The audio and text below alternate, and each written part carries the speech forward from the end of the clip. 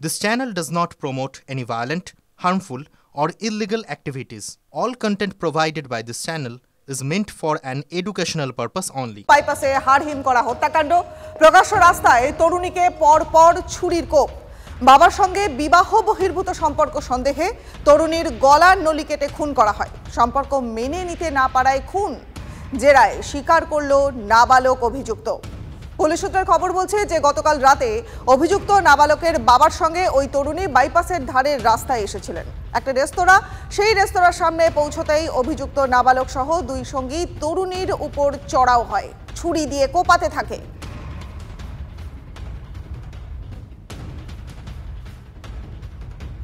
আমরা দেখছি ভিড়ের মধ্যে ঝামেলা হচ্ছে, আমরা জানি না एग्जैक्टली ব্যাপারটা কি হয়েছে। हाँ तो वो सुना है कि किसी को मारा है, बस इतना ही सुना है, लेकिन उतना डिटेल्स हमको नहीं पता। শুনলাম নাকি মেয়েটা ছেলেটার বাপ মা এসে মেয়েটাকে মারছে, চাকু দিয়ে মেরেছে। আচ্ছা, কোথায় কোথায় আঘাত করেছে, কোথায় কোথায়? ওই গলায় আর এই দাবনায়। মেয়েটা দৌড়ে চলে গেল, আর আমরা সব এখানটা সবাই মিলে ছেলেটাকে ধরে নিলাম। তারপরে ব্যাস, তারপরে ওরা সব পুলিশকে ডাকলাম। একটা মেয়ে প্রথমে আসলো, পুরো তাড়াহুড়ো করে, দাদা প্লিজ এটা আমার বন্ধুকে বাঁচান করে। আমি তো বুঝতে পারিনি আমি কী হয়েছে। আমি তখন সামনে আসলাম, বলছি দেখলাম পায়ে পুরো রক্ত ঝরাচ্ছে। আমি বলছি কি অ্যাক্সিডেন্ট হয়েছে? বলছে না, একটা ছেলে ওখানে বাইপাস যাওয়ার সামনে চাকু মেরে দিয়ে, মানে ছুরি মেরেছে ওনাকে। তো আমরা একটা ট্যাক্সি দাঁড় করিয়ে প্যাসেঞ্জার নামিয়ে এলাম, দাদা প্লিজ এনাকে একটু হসপিটালে নিয়ে যান, কারণ এটা খুব ক্রিটিক্যাল অবস্থা আছে। আমাদের সহকর্মী সুশোভনের সঙ্গে আমরা যোগাযোগ করেছি, সরাসরি সুশোভনের কাছে চলে যাব। সুশোভন, এই যে মহিলাকে গলার নলি কেটে মারা হলো, মৃত্যু হলো সেই মহিলার এসএসকেএম হাসপাতালে, যে নাবালক এবং তার বাবা, সেই বাবা এবং এই মহিলার মধ্যে বিবাহ বহির্ভূত সম্পর্কের তথ্য উঠে আসে, কিভাবে এই নাবালক তার বাবাকে ট্র্যাক করলো? দেখো, বাবা মূলত কোথায় যাচ্ছে, কি করছে, সেটা ছেলে বেশ কিছুদিন ধরেই খোঁজ করছিল। আর সেই খোঁজ করার জন্যই কিন্তু বাবাকে কিন্তু গতকাল রাত্রে ছেলে ট্র্যাক করছিল। সেই নাবালক মূলত একটি ফরচুনার গাড়িতে ছিল, আর বাবা একটি থার গাড়িতে ছিল, যেই গাড়িটা বাইপাসের ওপর একেবারে সেই চায়ের দোকানে এসে দাঁড়ায়। এবং দাঁড়াচ্ছে সেটা ছেলে জানতে পারে কিভাবে, সেই জিপিএস ট্র্যাকারের মাধ্যমে, যেহেতু তাদের গাড়ির ব্যবসা রয়েছে বলে পুলিশ সূত্রে খবর। এবং তার বাবার গাড়ি যখন সেখানে দাঁড়ালো, তখন কিন্তু সেখানে সেই নাবালক, তার মা এবং তার এক দুঃসম্পর্কের ভাই এবং এই তিনজন সেই ফরচুনার গাড়িতে রয়েছে, এবং আরেকজন ড্রাইভার রয়েছে যিনি গাড়িটা নিয়ে এলেন। আনার সঙ্গে সঙ্গে সেই নাবালক কিন্তু সেই যে মহিলা, যেই মহিলার ওপর তার আক্রোশ, সেই মহিলাকে প্রথমে আঘাত করা শুরু করে এবং তারপরে যখন রক্তাক্ত করে ফেলে, সেই অবস্থায় দেখে সেই বাবা কিন্তু ঘটনাস্থল থেকে পালায়। অন্যদিকে যে গাড়ি নিয়ে এসেছিল, যে থার গাড়ি, সেই গাড়ির ড্রাইভার কিন্তু বাবাকে ছাড়াই চলে যায়। এবং এই জায়গায় কিন্তু সেখানে যে মহিলা, সেই মহিলা রক্তাক্ত অবস্থায় মাটিতে লুটিয়ে পড়ে এবং তারপর কিন্তু সেই জায়গা থেকে স্থানীয়রা ধরে ফেলেন, গ্রেপ্তার হয়। এবং এই জায়গাটাই গুরুত্বপূর্ণ, যে যেখানে কিন্তু বাবা কোথায় যাচ্ছে সেটা তার ছেলে ট্র্যাক করছে। কিভাবে? গাড়িতে জিপিএস ট্র্যাকার রয়েছে, যেহেতু তাদের গাড়ির ব্যবসা, সেই জায়গা থেকে তাদের গাড়ির যথেষ্ট আনাগোনা রয়েছে, গাড়ি তাদের কাছে রয়েছে, এবং সেই জায়গা থেকে জিপিএস ট্র্যাকারের মাধ্যমে কিন্তু ট্র্যাক করা সম্ভব হয়েছে। বেশ সুশোভন, তুমি আমাদের সঙ্গে থাকো। আরো একবার আপনাদের জানিয়ে দিই, বাইপাসে হাড়হিম করা হত্যাকাণ্ড সেই ছবি এই মুহূর্তে আপনাদের দেখাচ্ছি। প্রকাশ্য রাস্তাতে তরুণীকে পর ছুরির কোপ, বাবার সঙ্গে বিবাহ বহির্ভূত সম্পর্ক, এই সন্দেহে তরুণীর গলার নলি কেটে খুন করা হয়। কোন মানসিকতা থেকে, কোন মনস্তত্ত্ব থেকে এই ধরনের ঘটনা ঘটানো সম্ভব? আমাদের সঙ্গে মনোবিদ সয়নিকা ত্রিপাঠী এই মুহূর্তে রয়েছেন, আপনাকে টিভি9 বাংলায় স্বাগত। এই যে মানসিকতা, এই যে ভয়ঙ্কর একটা প্রবণতা, এই প্রবণতা তৈরি হচ্ছে কেন? শুনুন, আমরা এখানে তিনটে জিনিস আমাদেরকে দেখতে হবে। নাম্বার 1 হচ্ছে যে এই ঘটনাটা করেছে তার পার্সোনালিটি। ওই বাচ্চাটা, আজকালকার বাচ্চারা আগ্রেশন, ওর মধ্যে কতটা প্রতিবাদ করা ছিল, ওদের সম্পর্ক কি ছিল, বাড়িতে বাবার সাথে সম্পর্ক কিরকম ছিল। কেন জেনারেলি কি হয়, এই কেসে আমরা অ্যাকসেপ্ট করতে পারি না, অ্যাকসেপ্টেন্সের ইস্যু হচ্ছিল, অথবা ওই তরুণীকে নিয়ে ওদের বাড়িতে অনেক বাদ প্রবাদ হচ্ছিল, ও ভাবছিল ওর মার প্রতি একটা থ্রেট। আমরা তো ফ্যামিলি ব্যাকগ্রাউন্ড এখন অব্দি দেখিনি, ঠিক আছে? ফলে এই জায়গাটাকে আমাদেরকে একদম হাইলাইট করতে হবে কি এটা একটা পরিবারের মধ্যে সংঘর্ষ বা পরিবারের মধ্যে অসুবিধার মধ্যে এইরকম একটা প্রতিক্রিয়া হতে পারে বারবার ও অবজেক্ট করেছে, এটাও অ্যাকসেপ্ট করতে চাইছে না, ওর বাবার ওর প্রতি বিহেভিয়ার আচরণ এগুলো সব চেঞ্জ হয়ে গেছিল। যে মুহূর্তে মানুষ নিজের জীবনে একটা থ্রেট দেখে তখন ওটাকে সরিয়ে দেওয়ার জন্য আমরা অনেক রকমের প্রতিক্রিয়া দেখাই। কখন অ্যাগ্রেসিভ হয়ে যেতে পারি, কখন সাইলেন্ট হয়ে যেতে পারি, কখন টোটাল অ্যাভয়েডেন্স এন্ড রিজেকশন আমরা শো করি। তার মাইনে নয় কি আমার কোনো মেন্টাল ডিসঅর্ডার আছে, এটা সিচুয়েশনালও হতে পারে। অনেকদিন ধরে টলারেট করতে করতে when the থ্রেটটা যখন বেড়ে যাচ্ছে, কোনো মতেই আমি এখান থেকে বেরোতে পারবো না, তখন যেটা বলা যায় extreme level of problem solving, ওটা ক্রিমিনাল অ্যাক্ট হতে পারে, ওটা অ্যান্টি সোশ্যাল অ্যাক্ট হতে পারে, ওটা এক্সট্রিম আগ্রেসিভ স্টেট হতে পারে। এই বালকটা আগে থেকেই একটা আগ্রেসিভ পার্সোনালিটির মতন, আগে থেকেই ওর একটা বাইপোলারিটি থাকতে পারে, অথবা কোন রকম একটা বর্ডারলাইন পার্সোনালিটির মধ্যেও থাকতে পারে। বাট সবগুলোকে একসাথে নিতে হবে। তো আমার মনে হয় ফার্দার অ্যানালিসিস আমরা বুঝতে পারছি কি পরিবারের সম্পর্কটাই আদৌ কিরকম ছিল। ও কি আগে এরকম কোনোদিন থ্রেট দিয়েছে, বলেছে, অথবা বাবা ওকে বলেছে কি তুই যদি না অ্যাকসেপ্ট করি তাহলে আমি এটা করব?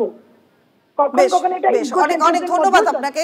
কথা বললাম মনোবিদ স্বর্ণিকা ত্রিপাঠীর সঙ্গে এবং তিনিও বিভিন্ন দিক তুলে ধরলেন যে কিভাবে এই ঘটনা ঘটানো সম্ভব বা মনস্তাত্ত্বিক যে তত্ত্ব সেগুলো তিনি তুলে ধরলেন, বিভিন্ন দিক তুলে ধরলেন। আমাদের সহকর্মী সুশোভন রয়েছেন এই মুহূর্তে আমাদের সঙ্গে। সুশোভনের কাছে আমি আরও একবার যাব। সুশোভন, এই নাবালক এবং তার সঙ্গে যাদেরকে ধরা হয়েছে তাদেরকে কখন জুভেনাইল কোর্টে তোলা হবে, বা এই যে নাবালকের বাবা যিনি পালিয়ে যান বলে তুমি খবর দিলে এই মুহূর্তে, তার বাবার কি খোঁজ পাওয়া সম্ভব হয়েছে? দেখো, তার বাবার খোঁজ ইতিমধ্যেই পুলিশ শুরু করেছে এবং তার মোবাইল, তার বাবার ফোন কিন্তু সুইচ অফ। স্বাভাবিকভাবেই পুলিশ কিন্তু জানার চেষ্টা করছে এবং আজকে তাদের আদালতে পেশ করা হবে এবং যে একজনকে আটক এবং যে দুজন এবং যে আরও যে দুজনকে গ্রেপ্তার করা হয়েছে অর্থাৎ 3 জন, সব মিলে কিন্তু দুজনকে আজকে আদালতে পেশ করা হবে এবং পেশ করে নিজেদের হেফাজতে চাইবে পুলিশ।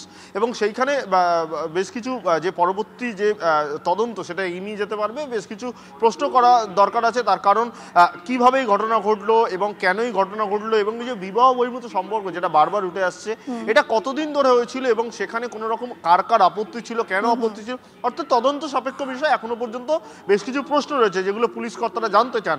স্বাভাবিকভাবেই এই ঘটনায় কিন্তু এখনো পর্যন্ত পুলিশ তার বাবার হদিশ খুঁজছে এবং তার বাবাকে যদি পুলিশ কোনোভাবে নাগালে পায় তাহলে কিন্তু অনেকটাই দিনের আলোর মতো পরিষ্কার হবে পুরো বিষয়টা। একেবারে বিষয়টা অনেকটাই পরিষ্কার হওয়া সম্ভব হবে তার ফলে। অনেক ধন্যবাদ সুশোভন, তুমি নজর রাখো। আসুন পরের খবরে আমরা এবার নজর রাখবো। পরিবারের অমতে বিয়ে করবার অভিযোগ উঠছে। ছেলের বাড়িতে গিয়ে চড়াও হলো মেয়ের বাড়ির লোকজন। হামলায় মৃত্যু ঘটলো ছেলের বাবার।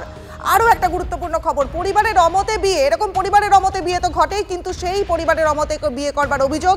ছেলের বাড়ি গিয়ে চড়াও হলো মেয়ের বাড়ির লোক, মৃত্যু ঘটলো ছেলের বাবা। ঠিক কি ঘটলো একে একে জানবো। আমাদের সহকর্মী রনি এই মুহূর্তে আমাদের সঙ্গে রয়েছেন, একটু বিস্তারিত জানবো রনির কাছ থেকে। রনি, দেখো রনিপা, যেমনটা জানা গিয়েছে ধূপগুড়ি ব্লকের অন্তর্গত সাকরজড়া 1 নম্বর গ্রাম পঞ্চায়েতের গ্রামের বাসিন্দা, সেই বাসিন্দার হচ্ছে সুমিত মজুমদার এবং তিনি হচ্ছে তার পাশের গ্রামের এক যুবতীর সঙ্গে দীর্ঘদিনের প্রেমের সম্পর্ক ছিল এবং এরপরেই তারা হচ্ছে গত 15 তারিখ বাড়ি থেকে পালিয়ে তারা এক মন্দিরে বিয়ে করে এবং সেই খবর ছড়িয়ে পড়তেই মেয়ের পরিবারের লোকেরা ছেলের বাড়িতে এসে প্রথমবার হামলা চালায়।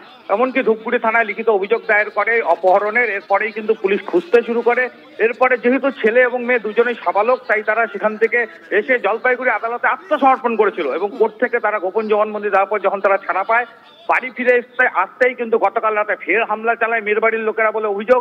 এবং সেই হামলাতে পড়েই কিন্তু মুরারি মজুমদার বলে একজনের কিন্তু মৃত্যু হয়েছে, যিনি ছেলের বাবা বলে জানতে পারা গিয়েছে এবং গুরুতর আহত অবস্থায় তাকে প্রথমে ধূপগুড়ি হাসপাতালে এবং এরপর জলপাইগুড়ি জেলা হাসপাতালে রেফার করা হয় এবং সেখানে তার মৃত্যু হয়। এই ঘটনার পর কিন্তু রীতিমতো শোকের ছায়া নেমে এসেছে এলাকায় এবং বারবার অভিযোগ হচ্ছে যে পুলিশের কাছে অভিযোগ জানানো হয়েছিল যে তার বাড়িতে হামলা করা হচ্ছে, পুলিশ নাকি সেই ছেলের বাড়ির লোকের অভিযোগ নিতে অস্বীকার করে। এদিকে আরো অভিযোগ উঠেছে যে কালকের এই ঘটনার পর ছেলের পরিবারের 3 জনকে কিন্তু আটক করেছে ধূপগুড়ি থানার পুলিশ। এমনই কিন্তু অভিযোগ পরিবারের। তবে গোটা এলাকায় কিন্তু এখন উত্তেজনা রয়েছে এবং থমথমে পরিবেশ। তবে এই ঘটনায় এখনো কাউকে গ্রেপ্তার করেনি পুলিশ। বেশ, নজর রাখো।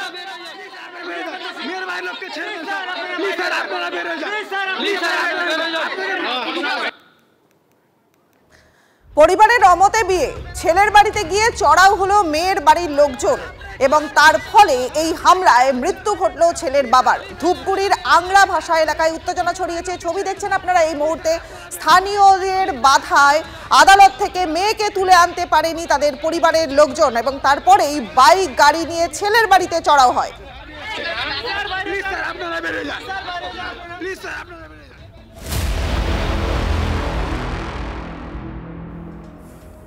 পরের খবরে নজর রাখবো। দেখুন, প্রথমে অভিযোগ উঠেছিল নদিয়ার হরিণঘাটা থেকে। তৃণমূল নেতা আলিমুদ্দিন মণ্ডলের হুমকির ভিডিও দেখিয়েছিলাম আপনাদের। আর এবারে সরস্বতী পুজো বন্ধের হুঁশিয়ারি খোদ কলকাতাতে। মুখ্যমন্ত্রীর কলেজে থানায় অভিযোগ দায়ের হলেও পুলিশ নীরব। অধরা অভিযুক্ত সাব্বির আলী।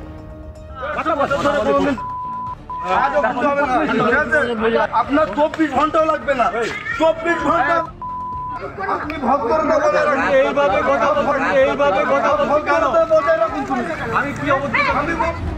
হুমকির ভাষাটা শুনলেন? পুজো হবে না। নদিয়া হরিণঘাটার নগরুখড়ার Dasberia Das Goldanga primary school teacher in charge Kashiram Barman বাগদেবীর আরাধনা করতে চেয়েছিলেন। তারপর স্থানীয় তৃণমূল বুথ সভাপতি আলিমুদ্দিন মণ্ডলের হুমকি হুঁশিয়ারি। পুজো করবেন কি? ভয়ে কাঁপছেন টিআইসি। হিন্দু মুসলিম বাচ্চা উভয় পক্ষে আছে এবং উভয় পক্ষের বাচ্চারাই চাইছে যে এখানে একটা পুজো হোক। আমি একটু ভয় ফিল করছি। রাজ্যের মুখ্যমন্ত্রী বারবার বলেন, আমি বারবার বলি ধর্ম যার যার আপনার, উৎসব কিন্তু সবার। সবসময় মনে রাখবেন, ধর্ম যার যার আপনার, উৎসব কিন্তু সবার। দলীয় নেত্রীর কথাও কি ধর্তব্যের মধ্যে রাখছে না তৃণমূলের নিচুতলা? এবার অভিযোগ খাস কলকাতায়, তাও আবার মুখ্যমন্ত্রী কলেজে। যোগেশ চন্দ্র চৌধুরী ল কলেজে সরস্বতী পুজোয় বাধা দেওয়ার অভিযোগ তৃণমূলের ছাত্র নেতা সাব্বির আলীর বিরুদ্ধে। বহিরাগত তৃণমূল ছাত্র নেতার বিরুদ্ধে ধর্ষণ খুনের হুমকির অভিযোগ। চারু মার্কেট থানায় লিখিত অভিযোগ দায়ের ল কলেজের পড়ুয়াদের। অভিযোগ জমা পড়েছে কলেজের অধ্যক্ষর কাছেও। বাইরের কিছু বহিরাগত যারা আর কি বাইরের লোক, বেসিক্যালি মোহাম্মদ সাব্বির আলী এবং গ্রুপ, ওই জায়গার তোলাবাজ, তারা কলেজের ভেতরে ঢোকে আমাদের সরস্বতী পুজোকে প্রিভেন্ট করার চেষ্টা করে। মেয়েদের তারা রেপ থ্রেট দেয়, ডেথ থ্রেট দেয়, বলে যে বাড়িতে ছেলে ঢুকিয়ে দেবো ইত্যাদি ইত্যাদি। আরও অনেক বাজে বাজে ভাষায় তারা গালিগালাজ করে। বলছে আনোয়ার শাহ দিয়ে গেলে মেরে ফেলে রেখে দেবে। এটা কি ওদের এলাকা? এই তোলাবাজিটা কী করছে আমাদের এগেনস্টে? আমরা তো সাধারণত একটি আর্টিকেল 21 রাইট টু লাইফের আমরা একটা ফেস্টিভ্যাল সেলিব্রেট করার অধিকার চাইছি। প্রত্যেকটা স্টুডেন্টের অধিকার নেই। এই সাব্বির আলীর বিরুদ্ধে এর আগেও একাধিক অভিযোগ জমা পড়েছে। আদালতের নির্দেশে ক্যাম্পাসে ঢোকা বারণ বহিরাগতদের, তারপরেও লাগাতার তাণ্ডব। এমনই দশা, কলেজে যেতে পারেন না খোদ অধ্যক্ষ। যে টিআইসিকে এই সরস্বতী পুজোর দায়িত্ব দেওয়া হয়েছে তাকে এবং তার সঙ্গে একজন অধ্যাপিকা ছিলেন, তাদের রাস্তায় 40 জন ঘিরে ধরে কালকে হিউমিলেট করেছেন। এই সাব্বির আলীর বিরুদ্ধে তারপরে তিনি আজকে আমাকে জানিয়েছেন তিনি আর কলেজে যাচ্ছেন না। আমাদের দেশে আইনটা কি, ঘটনাটা বিয়ন্ড লিমিট যখন চলে যায়, যখন সাব্বির আলী শেখ শাহজাহানে রূপান্তরিত হয়, তখন পুলিশ ব্যবস্থা নেয়। অভিযোগ ওঠার পর থেকেই সাব্বিরের খোঁজ নেই, আর চরমে রাজনৈতিক তরজা। কোনো শিক্ষা প্রতিষ্ঠানে সরস্বতী পুজো করতে বাধা কেন? কেউ প্রশ্ন তুলবে এটাই আমরা ভাবতে পারি না। মালদা, মুর্শিদাবাদ, উত্তর দিনাজপুরের বহু এলাকা যেখানে হিন্দুরা সংখ্যালঘুতে পরিণত হয়েছে, সেখানে সরস্বতী পুজো উঠে গেছে। যদি মাননীয়ার হাতে আর রাজ্যের ভার থাকে, তাহলে সারা পশ্চিমবঙ্গ থেকেই সরস্বতী পূজা উঠে যাবে। এখন নতুন নতুন নমুনা পেশ হচ্ছে, কিন্তু এগুলোর মধ্য দিয়ে একটা সাম্প্রদায়িক বিভাজনের একটা বিষাক্ত গন্ধ আমি পাচ্ছি। যোগেশচন্দ্র কলেজে সরস্বতী পুজো হতে দিচ্ছে না, এসব হাস্যকর অভিযোগ। কেন, কি কোনো টেকনিক্যাল সমস্যা আছে কি না, এগুলো কোনো কলেজের স্থানীয় বিষয়। এখানে প্রতিমা বসবে না, ওখানে বসবে, এই গেটের দিকে যাবে না ওখানে, সেখানে কলকাতার উপর যোগেশচন্দ্র কলেজে একবার গিয়ে দেখে আসুন না। জিজ্ঞাসা করছেন কারণ এইসব অবাস্তব কথাগুলো রটনাটা ঠিক নয়। আমি অভিযোগ পেয়েছি, রাইট। আর কুণালবাবু যদি দেখতে চান তাহলে আমি সমস্ত ছবি দেখাবো। কুণালবাবু কিন্তু আর কোনোদিন বাড়ি থেকে বেরোতে পারবেন না সেই ছবি দেখলে, ঠিক আছে? যদি বলেন আমি ছবি সব দেখিয়ে দিচ্ছি। হরিণঘাটা থেকে কলকাতা, দুই অভিযোগে মিথ্যে। রবিবার বাগদেবীর আরাধনা কি আদৌ হবে ওই দুই স্কুল কলেজে, নাকি রাজনীতির পারদ আরও চড়বে? সুমন মহাপাত্র ও মহাদেব কুণ্ডুর রিপোর্ট, TV9 বাংলা। আচ্ছা, পাপ্পু চৌধুরীর নামটা নিশ্চয়ই মনে পড়ছে। একদমই হ্যাঁ, কলকাতা পুরসভার কাউন্সিলর তৃণমূলের সুশান্ত ঘোষকে খুনের চেষ্টা এবং তার বিহার যোগ, সেই যোগে নাম উঠেছিল গ্যাংস্টার পাপ্পু চৌধুরীর। আর এবার সেই পাপ্পুকেই মৃত অবস্থায় পাওয়া গেল বিহার এবং উত্তরপ্রদেশের সীমান্ত এলাকাতে। রক্তাক্ত অবস্থায় পড়েছিল পাপ্পু। দাবি করছে পুলিশ যে দুর্ঘটনায় তার মৃত্যু ঘটেছে। লালবাজার সূত্রের খবর বলছে যে বিহার পুলিশের থেকে পাপ্পুর মৃত্যুর খবর পায় কলকাতা পুলিশ। তো প্রায় 3 মাস হতে যাচ্ছে, 2.5 মাস অতিক্রান্ত হয়ে গেছে ঘটনার। তদন্ত চলছিল, নির্দিষ্ট সময় অন্তর অন্তর একটা করে লোকের নাম ভেসে আসছে, এক একজন করে অ্যারেস্ট হচ্ছে। প্রত্যেকবারই আশায় আছি হয়তো প্রকৃত যে অপরাধী তার গায়ে হাত পড়বে। এখন দেখা যাক জগন্নাথ দেব কী চান। বেলা সংবাদ পত্রে জানলাম যে এরকম একটা ঘটনা ঘটেছে এবং তারপর সঙ্গে সঙ্গে আমি ফোন করি লালবাজার এবং তারা সেখান থেকে আমাকে জানায় যে হ্যাঁ এরকম একটা ঘটনা ঘটেছে। মেন লোককে আমরা ধরেছি, আপনাদেরকে হয়তো ব্রিফিংও করা হয়েছিল। অ্যান্ড ওর কেসে হয়তো 1জন বা 2জন আরও বাকি আছে যারা ছিল ইনভলভ। অ্যান্ড আমাদের কাছে ডিটেলস আছে, কিন্তু আমরা ওর ডিটেলস মানে ফার্দার শেয়ার করছি না। কিন্তু ওই কেসে মোর অর লেস আমরা সবাইকে ফিক্সড আপ করতে পেরেছি। অ্যান্ড অনেকজনই ম্যাক্সিমাম লোক অ্যারেস্ট হয়েছে। আজ থেকে শুরু হচ্ছে সংসদের বাজেট অধিবেশন। প্রথম দিনই পেশ করা হবে আর্থিক সমীক্ষার রিপোর্ট পেশ করবেন কেন্দ্রীয় অর্থমন্ত্রী নির্মলা সীতারামন। গত 1 বছরে দেশের অর্থনীতির হাল কেমন ছিল তুলে ধরবে কেন্দ্র। বিরোধী বৈঠক ছাড়াই শুরু হতে চলেছে বাজেট অধিবেশন। দিল্লি ভোটের আবহে কার্যত একঘরে কংগ্রেস। বাজেট অধিবেশনের প্রথম পর্যায়ে মল্লিকার্জুন খার্গের ডাকা কোনো কোঅর্ডিনেশন বৈঠকে যাবে না তৃণমূল, খবর সূত্রে। আগামীকাল কেন্দ্রীয় বাজেট পেশ করবেন অর্থমন্ত্রী নির্মলা সীতারামন। কোন জিনিসের দাম কমবে, চড়া হবে কোন পণ্য, নতুন কর কাঠামো ঘোষণা হবে, অপেক্ষায় দেশবাসী। বাজেট অধিবেশনে 16টি বিল পেশ করতে চলেছে মোদী সরকার, যার মধ্যে রয়েছে ওয়াকফ বিল, যে বিলে ওয়াকফ আইনের 44টি পরিবর্তনের প্রস্তাব আনা হয়েছে। ওয়াকফ বিল ছাড়াও অর্থ বিল, অভিবাসন এবং বিদেশি নাগরিক বিল সহ বেশ কিছু গুরুত্বপূর্ণ বিল পেশ করা হবে। আগামী 10ই ফেব্রুয়ারি থেকে শুরু হচ্ছে বিধানসভার বাজেট অধিবেশন। প্রথম দিন বিধানসভায় পরিষদীয় দলের বৈঠকে মুখ্যমন্ত্রী মমতা বন্দ্যোপাধ্যায়ের দলের সব বিধায়ককে হাজির থাকবার নির্দেশ। পদপৃষ্ঠের ঘটনার পর মহাকুম্ভ মেলায় ফের আগুন। 19শে জানুয়ারির পর 11 দিনের মাথায় ফের অগ্নিকাণ্ড, পুড়ে ছাই হয়ে গেল একাধিক তাঁবু। তবে হতাহতের কোনো খবর নেই। ফের আগুন লাগার ঘটনায় কুম্ভ মেলার পরিকাঠামো, ব্যবস্থাপনা এবং নিরাপত্তা নিয়ে প্রশ্ন উঠছে। জম্মু কাশ্মীরে ফের সেনা জঙ্গি গুলির লড়াই। এলওসি দিয়ে এপারে ঢোকার চেষ্টা করছিল সন্ত্রাসবাদীরা। পুঞ্চ সেক্টরে জঙ্গিদের গতিবিধি লক্ষ্য করে সেনা। শুরু হয় গুলির লড়াই। সেনার গুলিতে কয়েকজন জঙ্গি জখম হয়ে থাকতে পারে বলে খবর। জানুয়ারি প্রায় শেষ, বরফে শেষ নেই কাশ্মীরে। সোনমার্গের বহু এলাকায় কয়েক ইঞ্চি পুরু বরফের তলায় ঢেকে রয়েছে, যা সরাতে রীতিমতো গাড়ি নামাতে হচ্ছে। তাপমাত্রা মাইনাসে ঘুরছে দিনের বেলাতেও। আমজনতার অসুবিধার শেষ নেই, জল জমে যাচ্ছে পাইপে। বাইপাসে হারিং করা হত্যাকাণ্ড। প্রকাশ্য রাস্তায় তরুণীকে পরপর ছুরির কোপ, হাসপাতালে মৃত্যু। বাবার সঙ্গে বিবাহ বহির্ভূত সম্পর্ক সন্দেহে তরুণীকে হত্যা। সম্পর্ক মেনে নিতে না পারায় খুন, জেরায় শিকার নাবালক অভিযুক্তের। ঘটনায় পুলিশের জালে হামলাকারী সহ 3 জন। মালদায় 2 দল চোরাচালানকারীদের মধ্যে সংঘর্ষ, চলল কয়েক রাউন্ড গুলি। মদের আসরের বচসা থেকে সংঘর্ষের সূত্রপাত ঘটে। কালিয়াচকের আকন্দবেড়িয়া গ্রাম পঞ্চায়েতের পাক্কারকোটের ঘটনা। অসীম মণ্ডল নামে একজন ব্যক্তিকে গুলি করবার অভিযোগ উঠছে। কাঠগড়ায় অপরাজিত সরকার আরও এক ব্যক্তিকে হাঁসুয়ার কোপ মারার অভিযোগ উঠছে। দত্তপুকুর থেকে গ্রেফতার হলো একজন বাংলাদেশি। দত্তপুকুর থানা এবং এসটিএফ এর অভিযানে সাফল্য। বারাসতের নপাড়া থেকে গ্রেফতার হলো অভিযুক্ত। আধার এবং ভোটার কার্ড তৈরি করে ভারতে বাস করছিলেন। বাড়ি বাংলাদেশের বাগেরহাটে। অভিযুক্তের 8 দিনের পুলিশি হেফাজত। রাজ্যপালের সঙ্গে সাক্ষাৎ তিলোত্তমার বাবা মায়ের। রাজভবনে 1 ঘন্টারও বেশি সময় সিভি আনন্দ বোসের সঙ্গে কথা। রাজ্যপালের কাছে সিবিআই এর বিরুদ্ধে একটি অভিযোগপত্র জমা। রাষ্ট্রপতির সঙ্গে দেখা করানোর জন্য রাজ্যপালের কাছে আবেদন তিলোত্তমার পরিবারের। মানিকতলায় কাঠের দোকানে আগুন লাগলো। দ্রুত আগুন ছড়িয়ে পড়ে পাশের দোকান এবং বাড়িতে। ঘটনাস্থলে দমকলের 4টে ইঞ্জিন পৌঁছেছে। কিভাবে অগ্নিকাণ্ড খতিয়ে দেখছে দমকল। দোকানে অগ্নি নির্বাপক ব্যবস্থা ছিল কিনা দেখা হচ্ছে সেটা। রাজ্যে ফের কালো তালিকাভুক্ত ওষুধ সরবরাহকারী সংস্থাকে। অ্যানাস্থেসিয়া, রক্তচাপ কমানোর ওষুধ সরবরাহকারী সংস্থাকে কালো পতাকা স্বাস্থ্য দপ্তরে। গুরুত্বপূর্ণ বরাত নিয়েও ওষুধ সরবরাহ করছিল না জেন ফার্মা। সেই অভিযোগেই ওষুধ সরবরাহকারী এই সংস্থাকে এ রাজ্যে কালো তালিকাভুক্ত করল স্বাস্থ্য ভবন।